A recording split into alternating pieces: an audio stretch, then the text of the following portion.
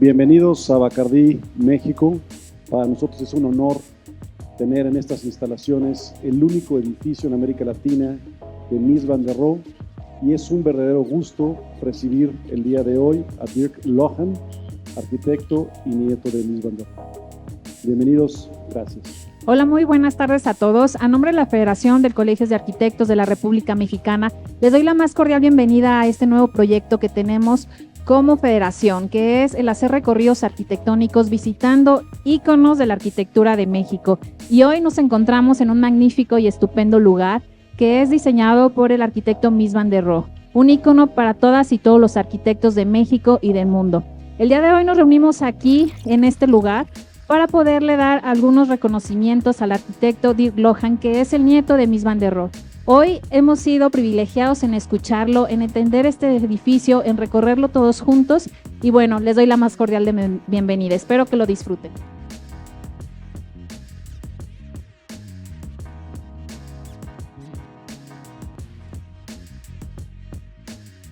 En nombre de la Asociación de Instituciones de Enseñanza de la Arquitectura de la República Mexicana, ASINEA, le queremos dar las gracias a la Federación de Colegios de Arquitectos de la República Mexicana por esta invitación a escuchar esta ponencia del arquitecto Lohan, quien es nieto de Mies van der Rohe, y qué mejor lugar que las oficinas de Bacardí, diseñadas por el arquitecto Mies van der Rohe. Disfruten esta proyección.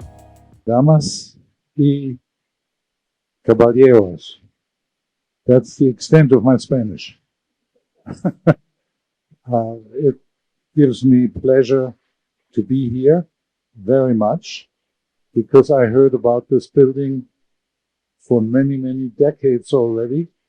And in my youth, as a very young architect in Chicago, I worked and built a model of the Bacardí building in the workshop of my grandfather. My grandfather, in his office, didn't just have architects' tables, but also a workshop with machines and all kinds of tools that were very popular by us younger architects. So in gratitude for the reception here and the welcoming, I put together a few slides of Mies's work and continued into my own work, because it's interconnected and related quite a bit. Mies, as you know, I will call him Mies because everybody does. In my family, he wasn't called Mies. He was called Pa. But that's in America, he's Mies, as if it was his first name. And his parents, you see here on the picture, in Aachen. Aachen, Aix-la-Chapelle, is on the Dutch border between Germany and Holland. And he grew up in Aachen. The father was a stonemason. I don't know if you understand what stonemason means. He had a shop working with stones and gravestones and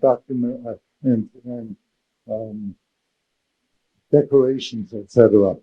And was a great influence on the young Mies. And Mies learned the trades for building things in brick and plaster, and he was also very much influenced by the architecture of the region in northwestern Germany, not far from Cologne. This is the Gothic Cathedral in Cologne.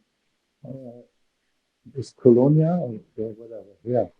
And one day, when he was already in Berlin and he visited his family, he heard his older brother, who inherited the stone shop from his father, saying to his father, "Why do we spend so much time on this piece of stone?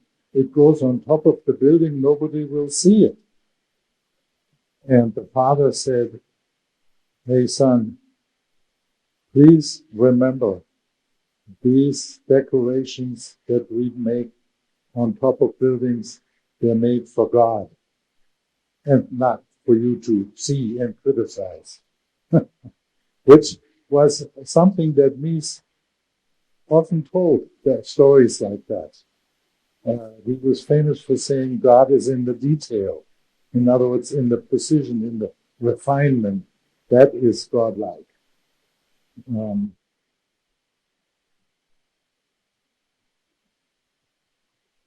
happened now? Oh. So he moved in his late teens to Berlin, because as a second son, the old system in Europe was that the first son will inherit the business of the father or the parents, and the second son will have to go and find something else. So he had to do something else. He went to Berlin because somebody had shown him some pictures and persuaded him to come to Berlin. And when he was 20 years old, he was hired by a professor of philosophy at the university, Professor Real, to build him a private house in the suburb of Berlin, which is called Potsdam, where the castle of the Queen's Castle was. And this is that house. He's 21 years old. He designed a house as a young man. And in these years, from 1908 on, he worked in Berlin until after World War I in a more traditional style. That's what he had learned. That was the craft that his early years in Berlin, as I said, he was more a classical, traditional architect. Then he worked for Peter Behrens, who was a major industrial architect in Germany. And at the time he was in that office, Le Corbusier was in that office, Gropius was in that office, and of course Mies van der Rohe. They all worked for Peter Behrens, for one well-known architect. And this was the German electrical company, AEG, and this is the turbine hall where they produce turbines. But that is not quite the sequence I have in mind. But anyway, this then in 1920, after World War I, there was a change of mood and thinking in Europe, and particularly in Berlin, Germany, and the artists wanted to change and do contemporary, modern things, style work, and Mies joined that and proposed some high-rise buildings in glass and steel for a major architects competition in Berlin at the Bahnhof Friedrichstraße. Bahnhof means railroad station. So this is right in the center of Berlin. In recent years, it was right there where the wall was between East and West Berlin. And this building was very widely noticed and exhibited, but he didn't win the competition at all. It was somebody who built not a particularly good building. So he became famous for this design, but unbuilt. Here you see on the left one of his other glass high-rises, and the building in Chicago. There are two students that worked with him under his tutelage at the Illinois Institute of Technology. They built this apartment building on the right side. It's called Lake Point Tower. It's a wonderful building and very much inspired and similar to Mies's shaped round building for the Berlin situation. So that's when he established his early reputation as a modern architect in Berlin. One of the talents he had, he sketched very well. He could draw a little picture of something. And you see one of these early sketches here of a house in the landscape with some sculpture outside. That, of course, is an ability and a talent that many architects have or would like to have. Then he began to design more modern buildings. And this is a famous house, which is now part of the World Heritage Fund. It's the Tugendhat House in Brno, Czechoslovakia. Not very far from Vienna, north of Vienna. When you go from Austria over the border into Czechoslovakia, Brno is one of the towns. It's an industrial, it was or is still an industrial city, and there was a German-speaking Jewish family, the Tugendhat family, that had factories there, and they wanted to build a house for their daughter's wedding. So that was the gift that Mies, she hired Mies because they used to spend time in Berlin, in cultural circles, and they met each other at the Professor Riel's house, the early house that he designed. They had parties there, and important people would come and go. I remember Mies telling me that when I was young, and the first time I was invited to one of the real parties, I had to put on a tuxedo and black lacquered shoes. And the floor was so polished, it was like skating, you know. I mean, it was a big experience for him becoming from a simple background in Aachen. And he designed this, we met at the real house. Also, I should mention my grandmother, who gave him 3 daughters in the 20s, through the beginning of the century. And they all lived in Berlin. And then during these years, he was made himself more independent. They didn't have a divorce, but they separated. And he lived alone. He preferred to live alone all the rest of his life. This house, I have some interior pictures. You see related environment, interior environment, to even this here. One of the things that Mies was very interested in and very successful in was to separate the walls of a building, the dividing walls between rooms and spaces, from the structure of the building.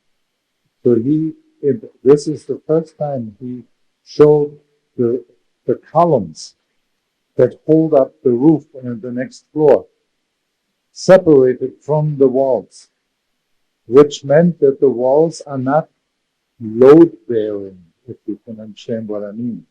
They can be changed around and taken out, and the building will not fall down, which was really an innovative concept.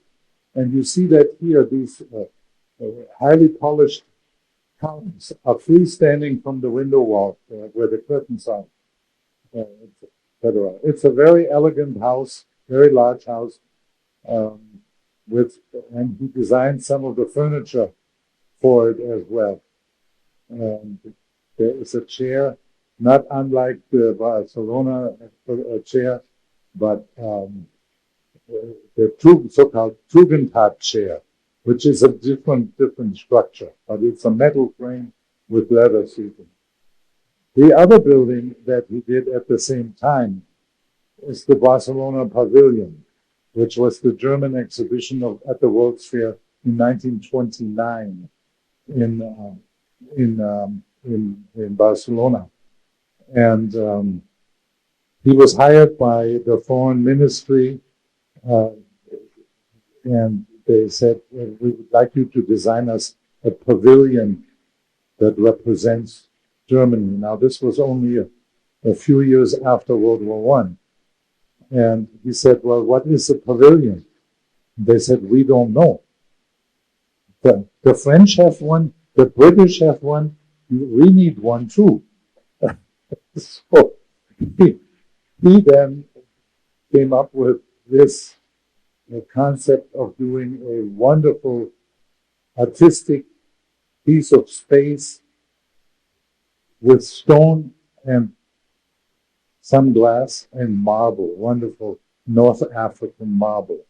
And here you see a picture of the view of the courtyard. There's a courtyard with some water on the floor, and Tinos, the green Tinos Greek marble around a sculpture by a German artist, Kolbe is his name. And it was a highly noted and admired project. And one of the people from the United States that actually knew this building, had seen it, was Philip Johnson as a young man. So you may have heard of Philip Johnson. I'm sure some of the architects know who that was. He had seen this building and became an admirer of Mies. Oh, yeah, that is a picture of him at the time in the late 30s, what he looked like when he came to America. You see, just so you know what he was like, what his appearance was, and he became the director of the architecture school at the Illinois Institute of Technology, and was teaching there and leading the school from 1940 through the 50s. So it was 20 years, something like that. And had a great influence because several hundred young architects went through the school, and many of them have populated, particularly Chicago, but other cities in the US as well. I went there myself when he was still the director there for a year, and then I went back to Germany to study architecture at the Technical University in München. So I have a degree from München. I'm a German diploma engineer architect, but nobody in America has ever held that against me. So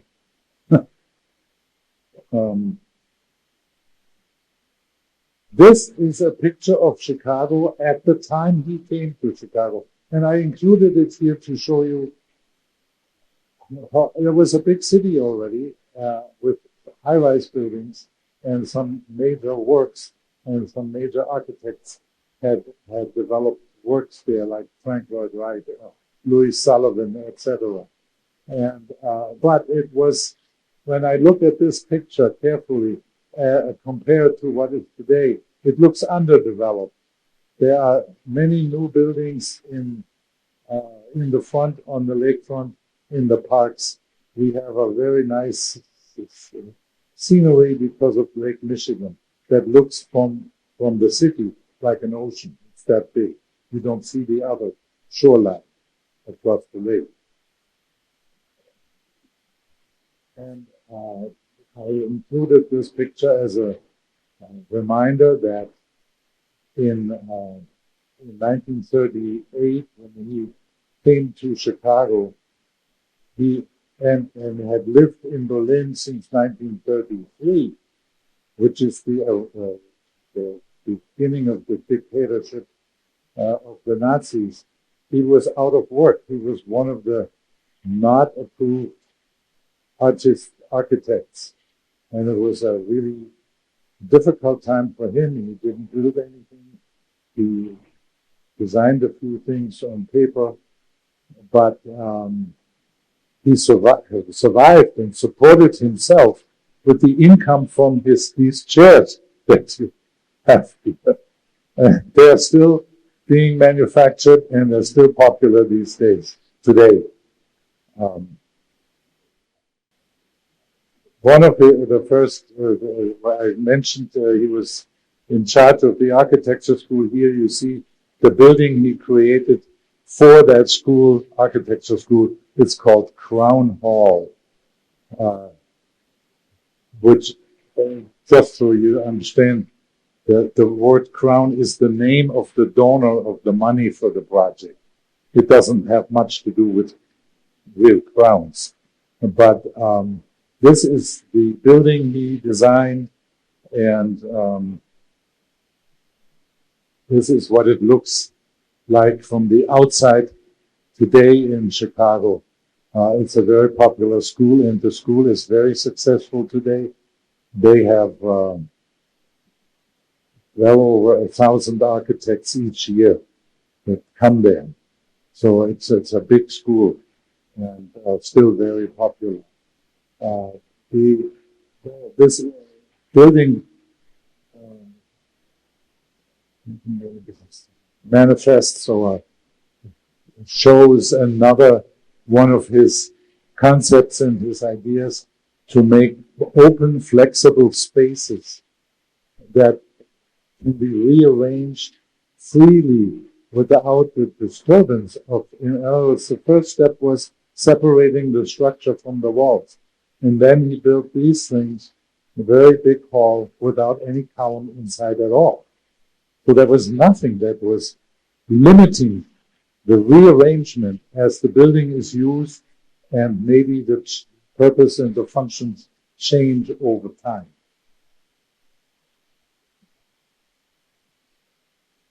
You all probably, or many of you, have seen this little house. It's outside Chicago, the Farnsworth House. It was a woman doctor that built it as a weekend house, and it's basically one large space divided by a freestanding core element with wood panels like here, and then on the other side would be the kitchen, and on another end the bedroom and so on. But there were no closed rooms with doors, and the outside was all glass. And it sits on a large property where you can look into the greenery, into the trees. And I was reminded yesterday when we visited Luis Barragan's home here in Mexico City, and the relationship of some of his rooms to the greenery, the garden that he had outside, which is now looks like a jungle today. I don't think it was that way when he built the house. But so this house is now a museum, and the people come from around the world, literally, I mean, from Japan and from Germany and from wherever. It's a very famous little house, the Farnsworth House. And it's painted white, I should mention that, because it's in the country where the air is clean, unlike the air in the war in 1950s when these things were created. In Chicago, the pollution of the air was very strong because they heated the whole city with coal, black coal. So there was a lot of soot flying around. And nice buildings in natural stone with time became black or darker. And he wanted to avoid that problem. So in Chicago, he painted his buildings black, like this here. Maybe he thought that Mexico City has a similar problem, I don't know. But in the country, he used white. That is about I have been now in Chicago since the early 60s. I worked in his office, I was close to him, and then I did design some furniture for the Farnsworth house, which you see here. It's a desk, and because the house had no bookshelves, really, I made some bookshelves on the right and the left of the desk surface that is cantilevered out from the body of the desktop. These are the first high-rise apartment buildings, 860, 880 Lakeshore Drive in Chicago. My wife and I live on the top floor of one of these buildings, and my son lives in another building right on the water, on the lake, as you can see there. There are glass and steel buildings, not unlike what you see here. The steel mullions and the glass, floor-to-ceiling glass, very similar in many ways. I can't tell what it is. Oh, they are the same building. The same buildings in a finished condition and in construction. It's a steel frame building, all steel frame building. And what is interesting that we experience when the wind blows over the lake hard and strong, they start swaying a little bit. And it's not scary, but it's an experience to be had. We have a sculpture hanging from the ceiling in one room, and it starts swinging when the wind blows, because the building moves.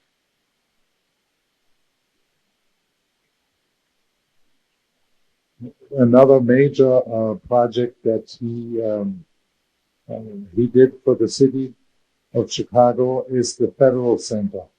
It's a large complex of government buildings, courtrooms, agencies of the government like the FBI and so on. They're in these buildings right downtown. And on the plaza, you see a sculpture that is Alexander, Calder. A beautiful big sculpture in painted red.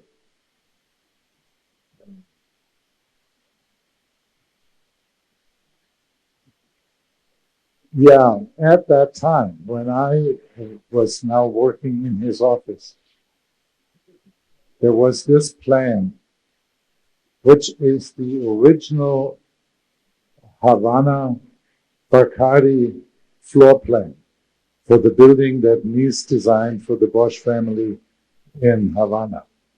And unfortunately, it was not built there because when Fidel Castro came out of the jungle into Havana, he declared that he will disappropriate property from private investment, and the family, the Bacardí family, decided, no, we don't want to have much to do with that, and moved away to Mexico City. So this is the Cuba version of the building, and that particular model that you see here, I built in the shop.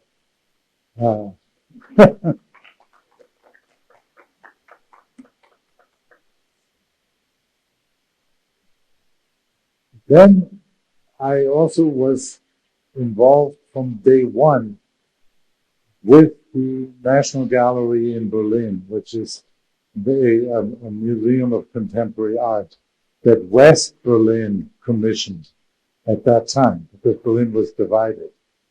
And they were very generous and wanted very much to have a Mies building in Berlin, a major building.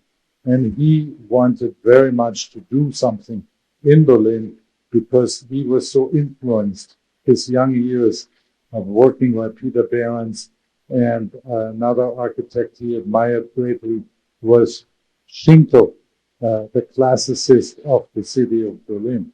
All the big buildings there were Schinkel buildings.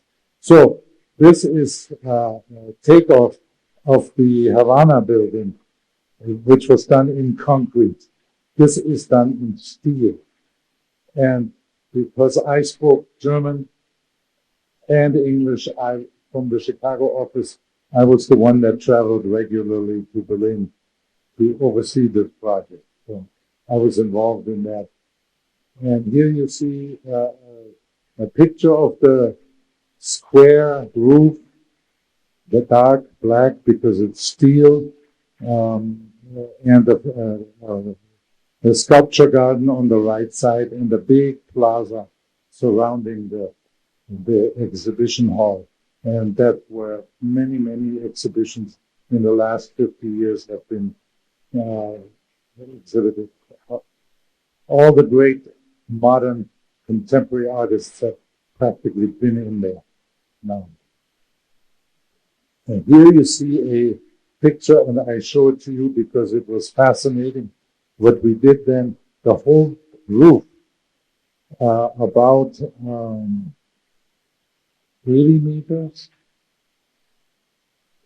Yeah, about 80 meters square was assembled welded together on the ground. And the thickness of the beams was 6 feet, almost 2 meters, 1 meter 80. And you see the plate. And then in one day, the company that was building this scheduled it in such a way that the roof would be raised hydraulically in one day. And they chose the day of the Congress of the Concrete Association of Germany. They had their meeting right in that building in the background there, which is the Philharmonic Hall. And in the morning when they went in, they saw big steel plates lying on the ground. And when they came out, there was a building. And you see it here going up. And the columns were attached, and they went eventually straight up like this, and then a little down, and the building was finished.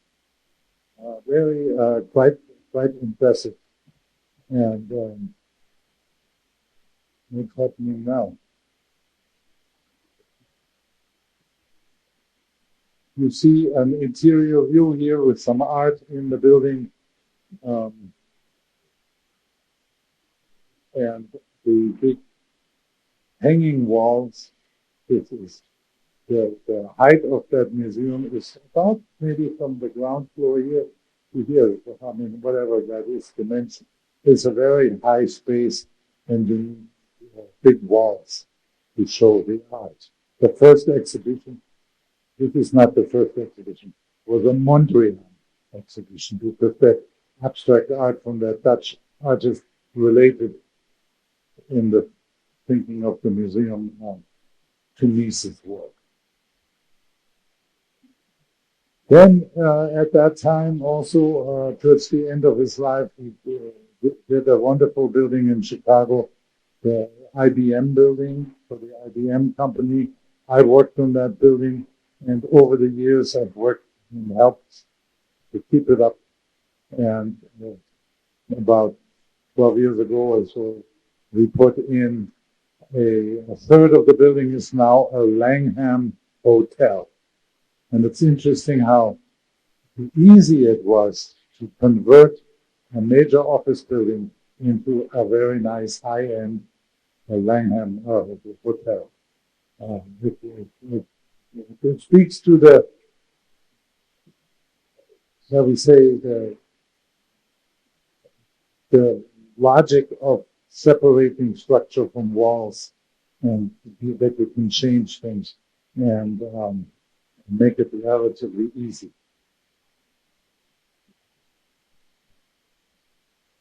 I then, after Mies died in '69, I was one of the architects, continued his office, and one of the big jobs I got was the McDonald's headquarters project for the food company that you all know about.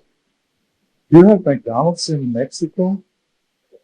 Really? I haven't seen one yet. Anyway, I designed a whole campus for them with a lake that we artificially dammed up a little creek river, and it's become a beautiful corporate campus with large buildings for all the world headquarters for the company.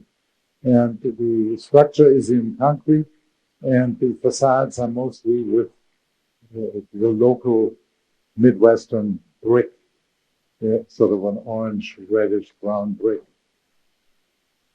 Here you see another picture. There's a hotel that McDonald's owns, which is this picture on the lake. So it was a wonderful project for a young architect like me. And the chairman of the company, when he wanted to he selected me and called me one day, and I drove out there to meet him. He said, Dirk, I want to give you this project, but I don't want a Mies building. I want a Dirk Lohan building. So I was challenged to become myself.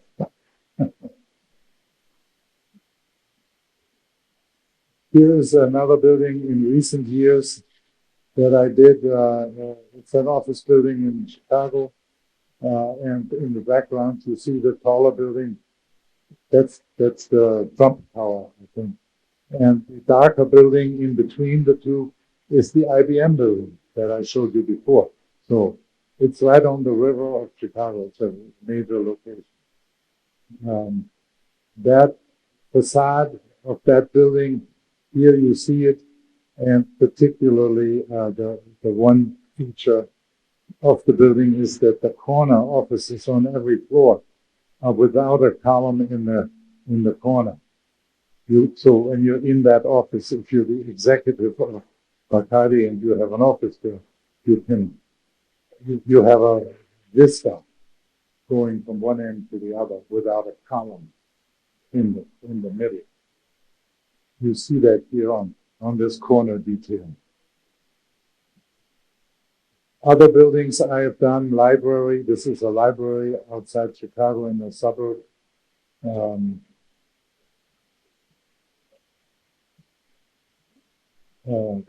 I had a lot of influence over the years on the front yard of Chicago. This is the area in the front of the city called Grant Park.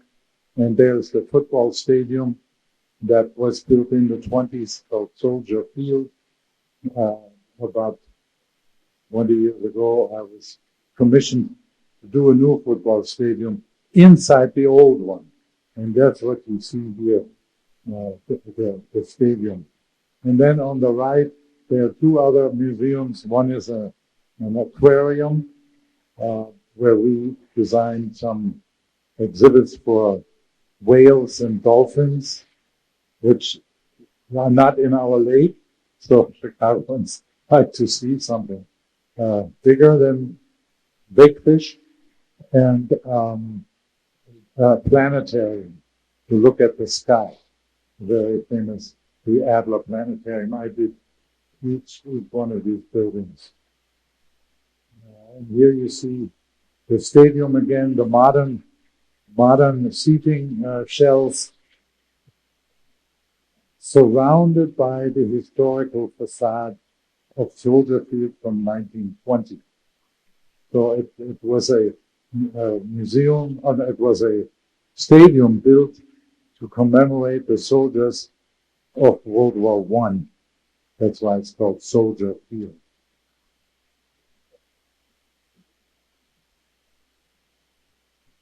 That's the aquarium facade we designed. There you see the performance of how the water pool is directly on the perimeter of the building overlooking Lake Michigan, and it creates the illusion that you're on the ocean. There is a performance by one of the curators, and to see a dolphin flying through the air, jumping out of the water. That's, of course, is an attraction for the visitors. So I'm almost getting to the end of it. Another house, a house I designed. I did a few private homes over the years. This one is in Michigan, in the state of Michigan, in the woods, on a clearing, and it's a Rubik cube. It has the same dimension, square dimension, in every elevation and in the floor plan. And the way you go up is sort of a circular stair system. Very nice house. I would like to live there myself, but it's owned by somebody who likes it. There's a more detailed view.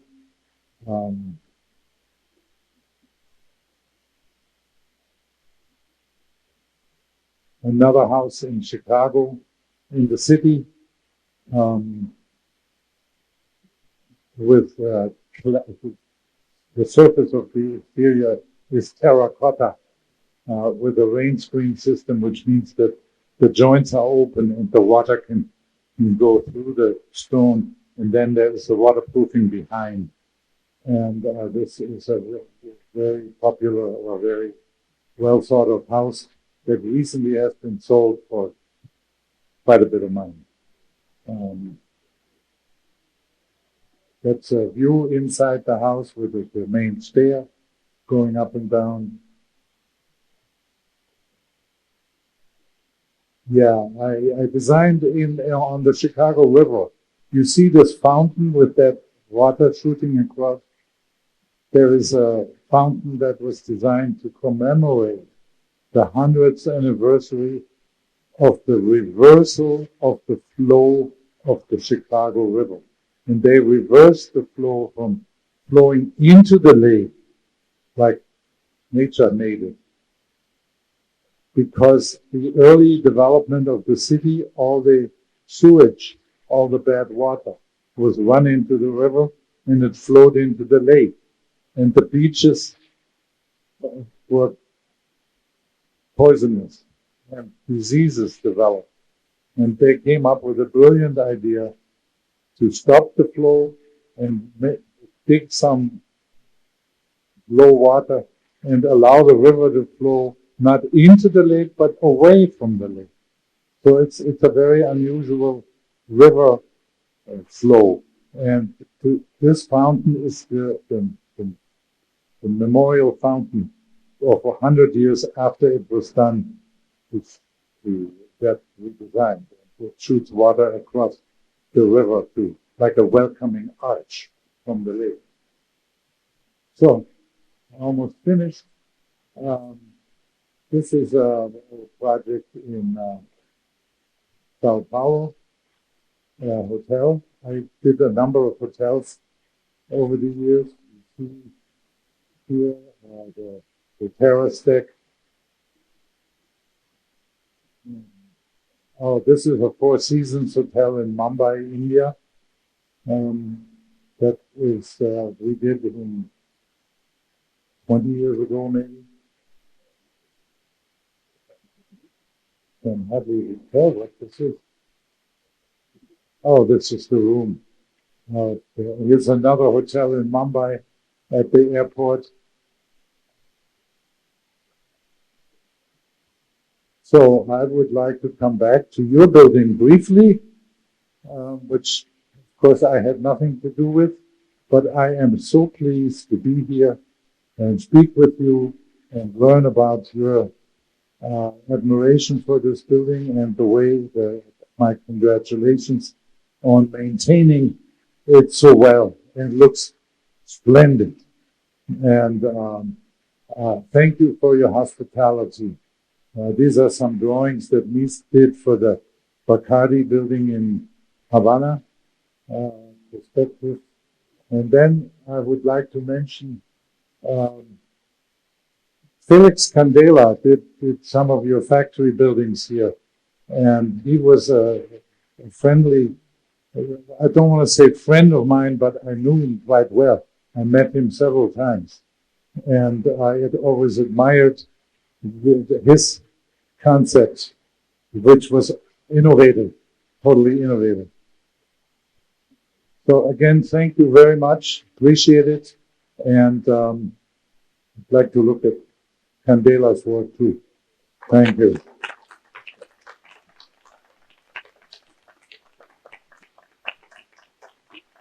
Muy buen día tengan todos ustedes.